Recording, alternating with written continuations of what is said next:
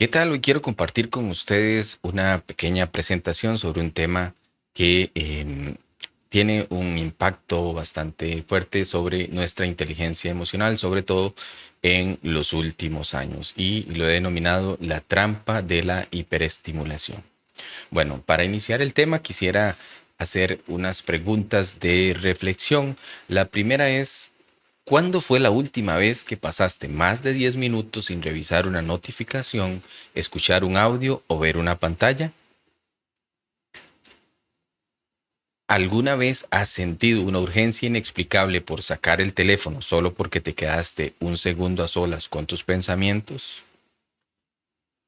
Y la última, ¿te ha pasado que terminas de ver videos por una hora y al cerrar la aplicación te sientes más cansado y vacío que cuando empezaste? Bueno, si la respuesta a alguna de esas preguntas ha sido afirmativa o a todas, pues entonces diríamos que estamos ante esto que vamos a ver que se conoce como la hiperestimulación. Y la definición sencilla sería que es el exceso de información y estímulos que sobrecargan la mente. Todos esos estímulos que tenemos a diario, las notificaciones, los mensajes, las noticias, el entretenimiento a través de plataformas de video, de audio, de redes sociales, todo eso pues genera en el cerebro, en la mente, un efecto que puede llegar a provocar un colapso en el rendimiento. Entonces, como vemos en el gráfico de la derecha de la pantalla, a mayor flujo de información, pues se va dando un cambio en la capacidad de procesamiento y por ende en el rendimiento. Entonces, como lo vemos ahí, cuando el flujo de información pasa del punto donde se tiene un rendimiento óptimo, caemos en una hiperestimulación que genera un estado de bloqueo en la mente y por lo tanto el rendimiento va a descender drásticamente. Y ese bloqueo, fatiga mental, pérdida de foco y eficiencia se dan porque la mente no puede procesar todo a la vez y se detiene. ¿Y a qué se debe esto? Pues que en el cerebro se da lo que se conoce como el sistema de recompensa y hay algunas áreas del cerebro que intervienen aquí, como el área tegmental ventral, que es donde se produce la dopamina. Recordemos que la dopamina es un neurotransmisor que está estrechamente relacionado con la motivación y con el placer. Luego tenemos el núcleo accumbens, que se le conoce también como el centro de placer, la corteza prefrontal, que tiene que ver con la evaluación de valor y toma de decisiones, la amígdala, que le da significado emocional a lo que nos sucede, y el hipocampo, que tiene que ver con la memoria de contexto. Entonces, vamos a tener diferentes tipos de recompensas, ¿verdad? Vamos a tener recompensas naturales, que son las que nosotros conocemos desde que nacemos, ¿verdad? Que es la comida, las interacciones sociales, el ejercicio, etcétera. Y hay estímulos artificiales que son los que tienden a provocar más adicciones, como las sustancias, el juego y las redes sociales. Entonces, a partir de los estímulos se genera esa liberación de dopamina y pues también sucede lo que se conoce como ciclo de refuerzo, que es cuando se percibe el estímulo, hay una evaluación, se libera la dopamina, se da la recompensa, la acción y posteriormente hay una motivación para que luego se pueda volver a repetir. Pero esto lo vamos a ver un poco más a fondo con el siguiente ejemplo. El ciclo del refuerzo con un chocolate. Los que nos gusta mucho el chocolate.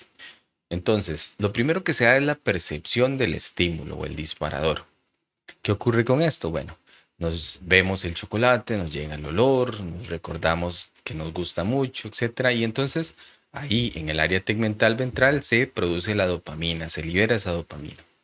Y pues la amígdala, entonces como digamos, le puede dar un significado a eso que nosotros estamos pensando, sintiendo.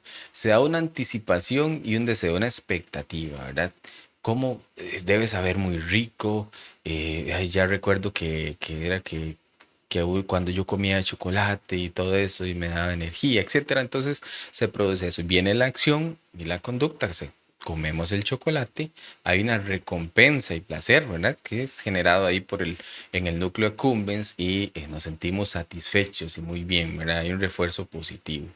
Y luego, pues, entonces volvemos al inicio del ciclo porque existe un refuerzo neuronal del aprendizaje. En el hipocampo, entonces decimos, sí, me gusta mucho el chocolate me recuerda la niñez o me recuerda a una persona o etcétera, ¿verdad? Entonces, así es como se da el ciclo del refuerzo y por eso luego, pues, queremos comer más chocolates. Pero hay algo interesante, por ejemplo, cuando nosotros comemos chocolate a una misma hora, por ejemplo, o tomamos café a una misma hora, pues como que ahí se acostumbra el cerebro y luego entonces ya no libera tanta dopamina cuando se consume. Entonces por eso es que a veces se necesitan más dosis o hacer cosas diferentes para que se pueda dar igualmente una recompensa más placentera. Por ejemplo, nosotros cuando hablábamos de, bueno, del ejemplo del chocolate, eso ocurre, se da la recompensa y luego ya, pues el cerebro vuelve a su estado normal. Pero cuando hablamos de los estímulos continuos y a gran escala, entonces ahí se da un problema. Por ejemplo, cuando nosotros hacemos lo que se conoce como o scrolling infinito, ¿verdad? Que es cuando estamos en una red social y empezamos a pasar y a pasar y a pasar a ver diferentes cosas, diferentes noticias, diferentes publicaciones, pues hay reels, hay historias, hay estados, videos cortos, etcétera. Entonces entramos en ese juego de seguir y seguir consumiendo ese producto por mucho tiempo. Entonces, todos estos estímulos que hay ahí a nivel digital están hechos para precisamente engancharnos, tenernos ahí la mayor cantidad del tiempo posible. ¿Por qué? Porque eso genera réditos mediante publicidades. Entonces, entre más visitas hagamos, más tiempo estemos ahí, pues estamos colaborando tanto estadísticamente como en la parte de visualizaciones para que se genere dinero. Entonces, poco a poco nos vamos volviendo adictos a estos estímulos, a estar constantemente eh, consultando las redes, chequeando las redes, viendo videos, escuchando, em, consultando noticias también. Y pues eso, como veíamos al inicio, puede llegar a saturar de información nuestro cerebro y nos va a provocar situaciones adversas. ¿Qué es lo que puede ocurrir? Bueno, ustedes saben que también cuando estamos en un estado de alerta, esperando que llegue más dopamina, que hayan más notificaciones o consultamos las redes y vemos algo que nos llama mucho la atención, entramos como en esa ansiedad y se genera lo que se conoce como la hormona del estrés, que es el cortisol. Ay, como vemos a esa persona ahí, y simbólicamente ese ser ahí detrás, que es el cortisol, que lo tiene preocupado, lo tiene alerta.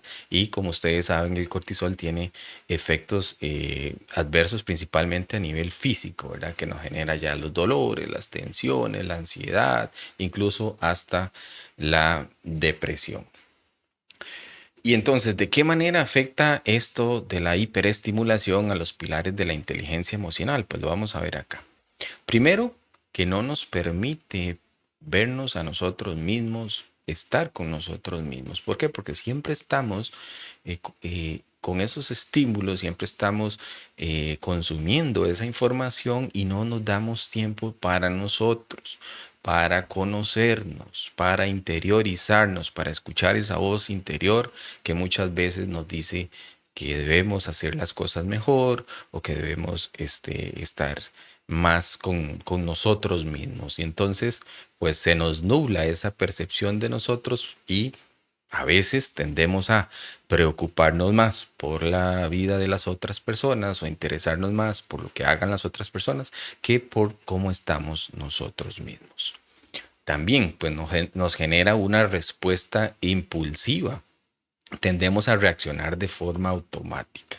Cuando estamos saturados de información, saturados de estímulos, tendemos primero a ser más irritables. No sé si les ha pasado después de estar mucho rato en redes sociales, pues puede que uno tenga mal humor o se sienta más ansioso, se sienta un poco nervioso. Hay una distracción constante, o sea, cuesta más enfocarse, cuesta más estar en el presente y por lo tanto se va a crear una adicción digital, ¿verdad?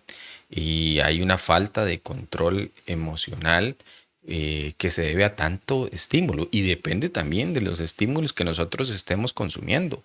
Obviamente, si pasamos videos de peleas y seguimos viendo videos de peleas, pues al rato que nos vamos a poner un poco violentos o si de malas noticias, etcétera, ¿verdad? Y uno muy importante que es la empatía. Si nosotros estamos distraídos, tenemos nuestra atención distraída, no podemos prestarle atención a las personas que nos rodean. Esta imagen que tienen ustedes ahí, bueno, el vidrio representa esa división, esa barrera que hay, pero lo vemos a menudo, lo vemos en las casas, lo vemos en los colegios, en las escuelas, cuando los niños, los adolescentes están en los recreos. Ese, el teléfono es parte del día a día y en casi todos los espacios de socialización. Y eso provoca, pues, de si yo estoy distrayéndome con el teléfono, ¿cómo le voy a prestar atención a lo que la otra persona me está comentando, a lo que necesita que yo le escuche y por tanto mi capacidad de ser empático se ve disminuida? Y entonces nos volvemos menos sensibles, nos volvemos como que no, ya no le prestamos tanta atención o interés a lo que las otras personas piensan o sienten. ¿Y cuáles son entonces las consecuencias a largo plazo que puede dejar esto? Bueno, podemos llegar a ser personas maduras en cuanto a nuestra edad, podemos llegar a ser profesionales, pero con inteligencia emocional de un niño. ¿Por qué? Porque como lo veíamos, si yo no me concentro, no tengo empatía, reacciono de forma airada, tiendo a estar más irritable, entonces me peleo con la gente en redes sociales, me enojo por los comentarios que leí ahí en el Facebook o siento que mi vida no es la que yo quisiera porque veo tantas fotos lindas ahí en una red social, en Instagram, por ejemplo, y pareciera que todo el mundo tiene la vida perfecta menos yo. Entonces, pues me puedo convertir en un adulto con poca inteligencia emocional. Y pues eso va a tener repercusiones tanto en mi autoestima como en mis relaciones interpersonales. Y pues nos puede llevar a una fatiga de decisión y a un cansancio eh, que no nos permite tomar decisiones bien porque tenemos esa mente nublada, ese agobiamiento, ese aturdimiento del que nos provocan tantos estímulos y podemos quedar con nuestra mente bloqueada y sentirnos que no podemos, que estamos, eh, que existimos, pero que no estamos presentes y que no tenemos esa capacidad para relacionarnos y para tomar decisiones. Bueno, ¿cuál sería el antídoto a todo esto? Bueno, ya vemos que nos provoca situaciones adversas en nuestra inteligencia emocional e incluso tanto también en nuestra salud física. Entonces, ¿cómo podemos revertir un poco esto? Bueno, lo primero es estar presentes. Y cuando estamos presentes, estamos conscientes de lo que está sucediendo, de lo que está pasando alrededor, de lo que están haciendo las otras personas, de lo que yo estoy sintiendo, de qué sensaciones tengo físicas, cómo están mis sentimientos, mis emociones. Y eso pues solamente se puede lograr a través de la presencia, tanto física como mental.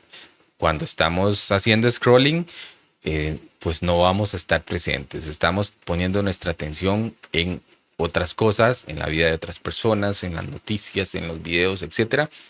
Entonces, lo primero que tenemos que hacer es tratar de estar presentes, como en la portada de este libro del Poder de la Hora, que es un libro que les recomiendo, de Eckhart Tolle, que pues él lo que hace es durante todo el libro, pues expresar cómo él, a partir de tener conciencia y de empezar a vivir en el ahora y de dejar atrás la culpa y la ansiedad que generan vivir en el pasado o en el futuro, pues su vida cambió por completo.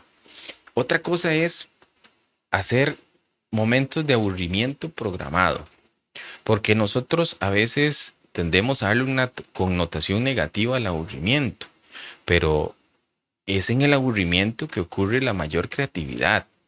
Cuando nosotros, cuando un niño no tiene tantos estímulos cerca, ¿verdad? A su alrededor y se aburre, ¿qué es lo que va a suceder? Bueno, va a surgir su creatividad y entonces va a, a tener ideas sobre qué hacer para divertirse. Y lo mismo sucede con nosotros, ¿verdad? Si nosotros tenemos siempre estímulos allá a mano, entonces pues no nos vamos a aburrir pero entonces nuestra creatividad no va a estar ahí con nosotros.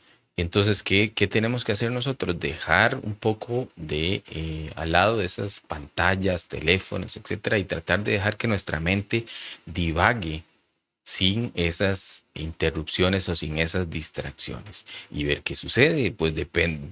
Puede que me conozca mejor a mí mismo, que empiece a interiorizar, a observar lo que hay alrededor, a tomarle mayor gusto a las cosas. Ahí viene lo que conocemos como la meditación o el mindfulness, que es estar presente siempre. Y eso es una alternativa para descansar un poco nuestra mente de tantos estímulos. También enfocarnos en una sola tarea. Yo creo que aquello ya del mito de la multitarea creo que ya está superado porque se ha demostrado que el cerebro solamente se puede enfocar en una sola cosa a la vez. Aunque puedas uno estar haciendo muchas cosas al mismo tiempo, pero en realidad lo que está haciendo es dejando una para enfocarse en la otra momentáneamente. Como lo dice este libro que también le recomiendo de Gary Keller, que es solo una cosa. Lo que él propone es que nosotros para lograr tener éxito necesitamos enfocarnos, definir prioridades y no estar haciendo una cosa aquí y otra por allá porque al final terminamos dejando todo sin hacer. Entonces, enfocarnos en lo que necesitamos hacer, en lo que es prioritario, en lo que es mejor para nuestras vidas y dedicarle la mayor cantidad de tiempo y tratar de evitar las distracciones de la mejor manera posible.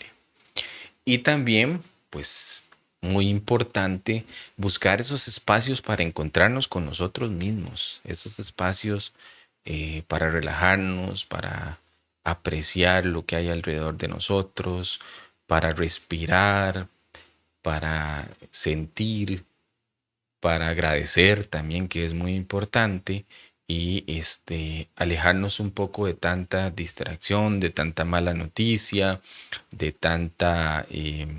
de tanto que circula en todos los medios y pues tomarnos un respiro. No es que siempre vamos a poder hacer esto y es algo que tenemos que tener claro. Siempre vamos a tener que hacer uso de nuestros dispositivos o vamos a ver televisión. Eso va a pasar porque es normal en nuestras vidas. No se trata en todo esto de que vamos a volvernos ermitaños y nos vamos a ir a la montaña y ya dejamos todo de lado o que vamos a tirar el teléfono a la basura o el televisor. No, no, no, de eso no se trata. Pero sí de tener un equilibrio para buscar, sobre todo cuando nos sentimos más agobiados, de cómo poder escapar un poquito de eso. Y entonces quiero finalizar también con una pregunta, esta pequeña presentación, y es, al final del día, ¿estás eligiendo conscientemente hacia dónde va tu atención o simplemente estás reaccionando a lo que el mundo decidió poner frente a tus ojos? Muchas gracias por su atención y espero que les haya servido. Que estén muy bien.